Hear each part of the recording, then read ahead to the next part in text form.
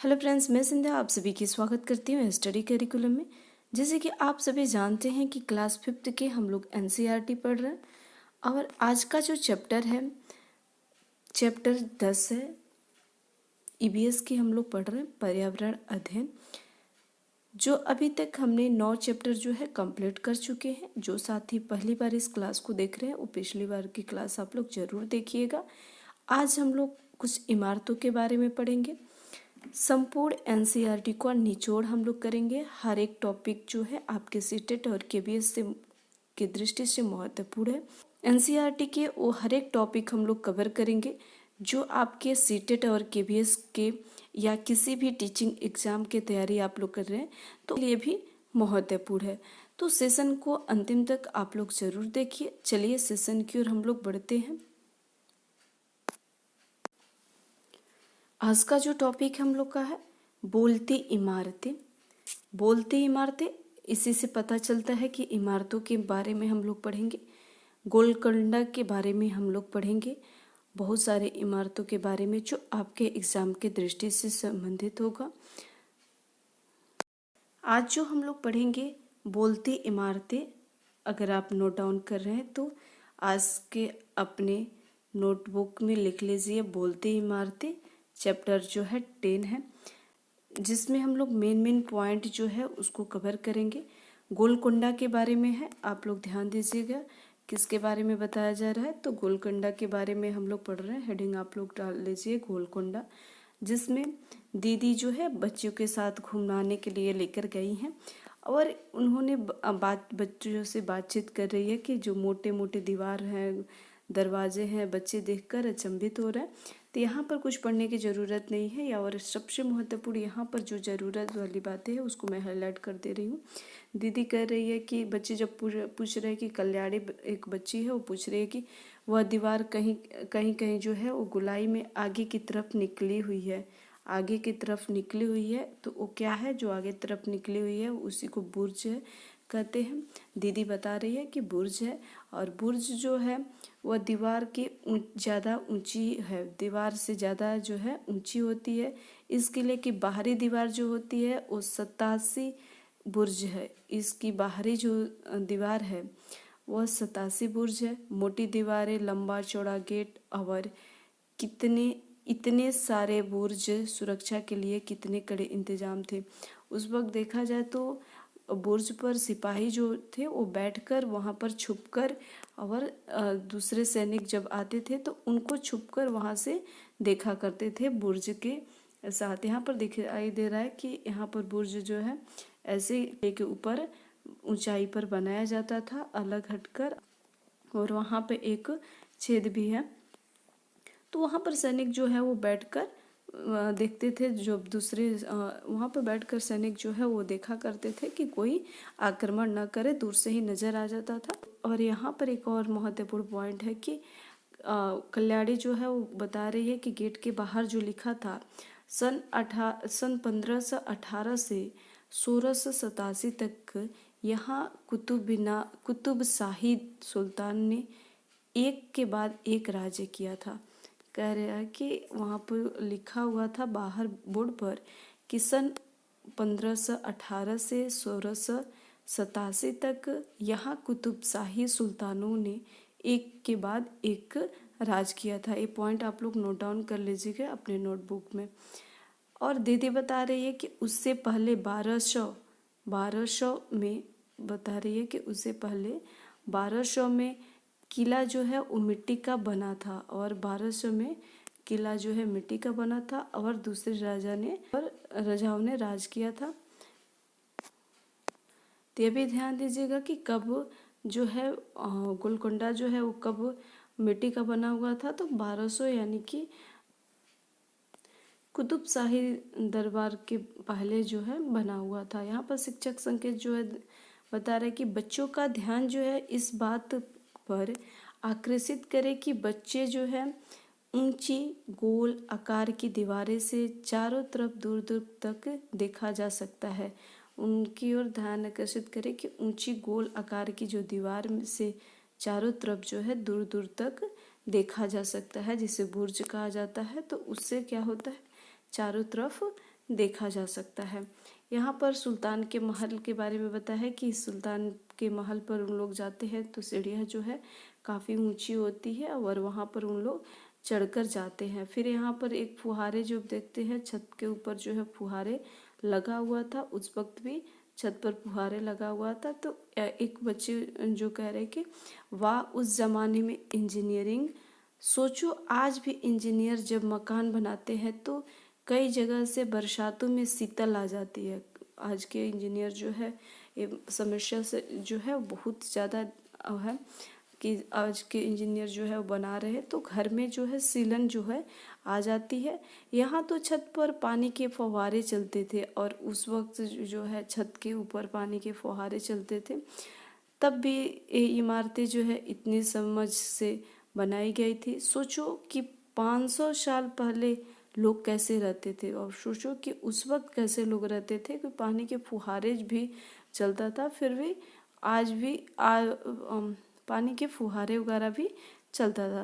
कहे दिमाग में कई सारे सवाल आते हैं, जैसे पानी इतनी ऊंचाई पर कैसे चढ़ता होगा। तुम भी अनुमान लगाओ कि पानी जो है इतनी ऊंचाई पर कैसे चढ़ता होगा। और यहाँ पे एक महत्वपूर्ण पॉइंट जो है दिशा के बारे में है।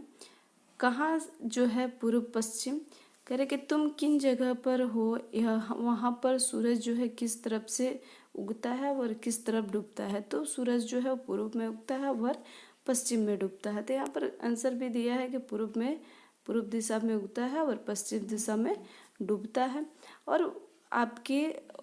और पता करें कि आपके उत्तर और दक्षिण दिशा में क्या क्या है। और आप जहाँ खड़े हैं पूर्व में जब सूर्य उग रहा है, पश्चिम में डूब रहा है, तो फिर पता करें कि आपके दक्षिण में कौन क्या क्या चीज़ें रखी गई है और फिर आपके पश्चिम में क्या क्या चीज़ें रखी गई है। ये प्रश्न जो है वो मैप के द्वारा आपको समझा देंगी कि किस प्रकार से इसको बनाना है। आपको मैप के द्वारा भी आप लोग को इस प्रश्नों को अच्छे से देखना है कि कह रहा है कि अगर बोडली दरवाजे जो है वो किले के अंदर देखे जाए तो कटोरा हौज जो है वो किस दिशा में होगा। ये बहुत ही महत्वपूर्ण है, एक एक पॉइंट अभी समझा दे रहे हैं। यहाँ पर शिक्षक संकेत जो है बच्चों को दिशाएं पहचानने में बहुत समय लगता है और बच्चों को देखा जाए तो दिशाएं पहचानने में बहुत ज़्यादा समय लगता है। वे उत्तर और दक्षिण दिशा को पहचानने में अधिकतर गलतियां कर देते हैं और बच्चे जो है दिशा पहचानने में अधिकतर गलतियां जो है कर देते हैं। हम बड़े भी कई बार सोचते हैं कि उत्तर ऊपर की ओर होता है, कई बार कागज पर भी हम उत्तर ऊपर की ओर ही दिखते हैं। दी गई गतिविधियों से यह अपेक्षा नहीं की जाती कि बच्चे जो है पहली बार में अपनी समझ बना लेंगे। प्रश्न क और ख का उत्तर जो है बच्चों सामने, पीछे, दाएं बाएं में दे सकते हैं। दिशाओं की अवधारणा को उनकी निजी अनुभव से जोड़ना जरूरी होता है और दिशाओं के बारे में उनकी निजी अनुभव से जोड़ना जो है जरूरी होता है। यहाँ पर गोलकोंडा दिशा के जो है नक्शा यहाँ पर दिया हुआ है। नक्शे में आप लोग यहाँ पर ध्यान से देखिए कि किसके बारे में क्या क्या कहा गया है। यहाँ पर इस प्रकार से जो होगा वो सीढ़ियाँ होगा, इस प्रकार से जो होगा बावड़ी होगा। बावड़ी यानी कि छोटा तालाब होता है, एक हौज होता है जो बहुत वहाँ पर बहुत सारे पानी इकट्ठा किया जाता है।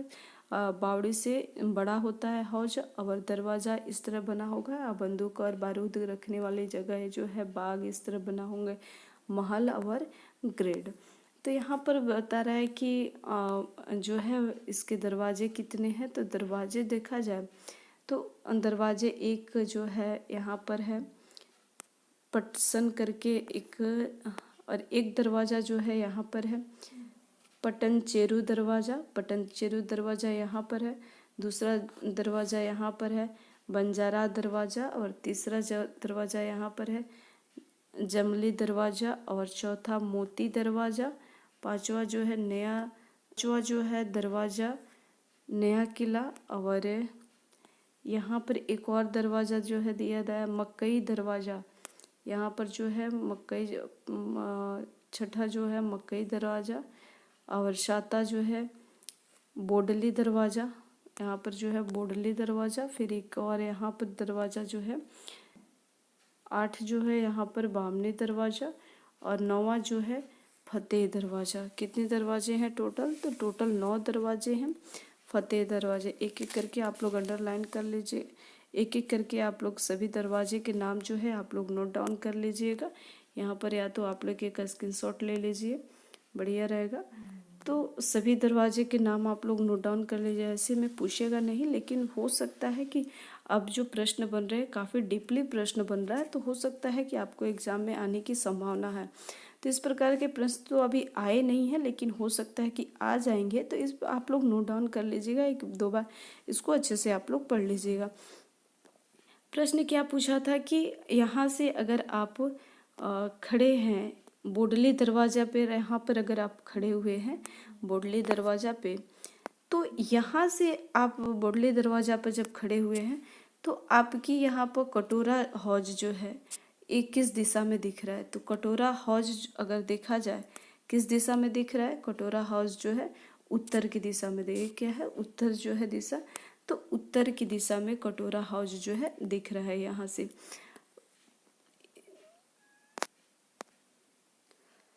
गोलकोंडा में महलों की संख्या अगर देखा जाए तो महलों की संख्या जो है वो 6 होता है। कौन कौन से महलों की संख्या है? तो एक यहाँ पर है नया किला, एक यहाँ पर जो किला है वो है नया किला, और दूसरा यहाँ पर है मोती महल, और तीसरा जो है महल तारामर्री, महल तारामर्री। चौथा जो है यहाँ पर है बल्ला हिसार। क्या है? बल्ला हिसार है। और एक और दरवाजा, एक और महल है शाही महल। 5 महल है, एक और यहाँ पर जो है शाही महल है। तो महल की संख्या हमने कितना देखा? तो 5 देखे इसमें से महल की संख्या, और दरवाजे की संख्या कितना देखे? तो 9 दरवाजे की संख्या थी। इतना ही इसमें महत्वपूर्ण था, कुछ खास ज़्यादा महत्वपूर्ण नहीं था। और यहाँ पर दीदी जो है वो तोप दिखा रही हैं, उस वक्त जो तोप है, और बता रही हैं कि तोप का जो सबसे पहले प्रयोग जो है, तोप का सबसे ज़्यादा इस्तेमाल जो है कौन करते थे? तो औरंगजेब जो है इन्होंने सबसे ज़्यादा तोप का इस्तेमाल किए थे। और औरंगजेब जो थे और गोलकोंडा पर 8 महीने तक बाहर बैठे हुए थे। अभी पॉइंट आप लोग ध्यान दीजिएगा कि जानते हो औरंगजेब बादशाह की पूरी फौज जो है बंदूकें और तोपों को के लेकर यहाँ हमला करने आई थी, पर वह किले में घुसी भी नहीं पाई, अपनी घुस भी नहीं पाई थी, और पूरी सेना 8 महीने तक बाहर जो है बैठी रही। और 8 महीने तक बाहर जो है वो सुल्तान औरंगजेब की जो सेना है वो बाहर ही बैठी रही थी। और यहाँ पे एक महत्वपूर्ण है, श्रीधर जो है वो बता रहा है कि किले में जो तोप बनी हुई थी वो किससे बनी हुई थी? तोप जो बना हुआ था वो कैसे था? तो कांसे का तोप था। तुमने कहाँ कांसे की चीज़ें जो है वो देखी है? बता रहे कि कहाँ कहाँ कांसे की चीज़ें जो है तुमने देखी है। कांसे की चीज़ों जो है हजारों साल पहले से आदिवासी बनाते आए हैं, और आदिवासी जो थे वो कांसे के जो चीज़ें थी वो 1000 वर्ष पहले उसे बनाते थे। और यहाँ पर कह रहे कि जब टेलीफोन नहीं था तो दीदी हमसे राजा के महल में एक जगह खड़े होकर रहने के लिए कहकर खुद जो है फतेह दरवाजे पर चली गई। कि कौन से दरवाजे पर चली गई? तो ध्यान दीजिएगा कि फतेह दरवाजे पर दीदी जो है वो चली गई। कुछ देर बाद दीदी की आवाज़ आई, होशियार, मैं सुल्तान अबुल हसन हूँ, मुझे गाना बजाना और कुचिपुड़ी नृत्य जो है बहुत पसंद है।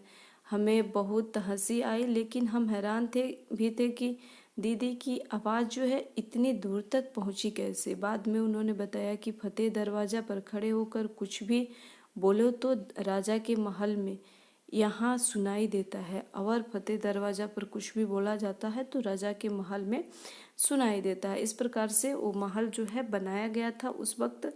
और यहाँ पर बता रहा है कि तंबा और पीले के बर्तन के जो चित्र है वो बूंद बूंद दरिया दरिया पाठ में भी दिए गए हैं।